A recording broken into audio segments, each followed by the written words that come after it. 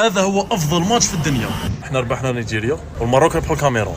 نصف النهائي المروك والجيري، ماتش فيه 9000 دقيقه. الربح يدي تونس، دير به الحياه الدنيا وخيرها. الخاسر يعتزل مواقع التواصل الاجتماعي. تنمر وتطبيل الجزائري السنان ديالي ما كيشرفهمش تخرج منهم ديك الكلمه هذه، حيت كلمه متدنيه اللي تفك نيجيريا بعدا عاد هضر على المغرب. وما تقولش المروك، قول المغرب. الا كنت جزائري كنت فرنساوي ولا راه مقبوله منك ماشي مشكل.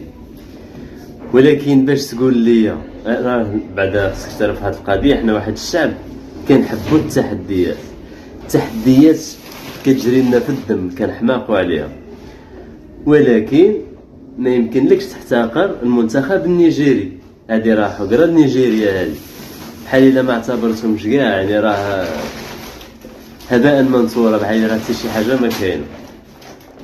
غلب نيجيريا، تقدم عليها، تجاوزها، عاد هضر علينا. ملي غادي نتقابلوا حنا وياك ديك الساعه تهضر. وحنا راه كنحبوا التحديات، ولكن هذا راه من محتوى ما والو. انت كتحتقر دوله قداش دوله باكملها كتحتقرها، يعني بحال الا صافي اعتقدت راسك راك دزتها. وانا راه عندي احتمال ديال 99.99% نيجيريا راه ما غاديش تقدر تدوزها، على حقاش هادوك راه فريمون صعابين عليك. ماشي انا كنطيح بالمنتخب الجزائري، هو راه خاص نطيح به، حيت راه ما يستاهلش حتى ديك السميه ديالو راه كاع ما كيستاهل نطقها انا بلساني كمغربي.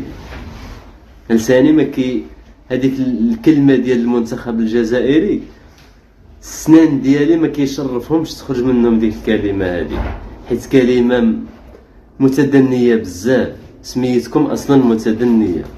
ولكن مع ذلك مادام كاين الحضور ديالك في المغرب، نقدر نقول لك بحال هكذا: عمرك ما تحتقر شي بلاد، عمرك ما تحتقر شي دوله، عمرك تحتقر شي شعب.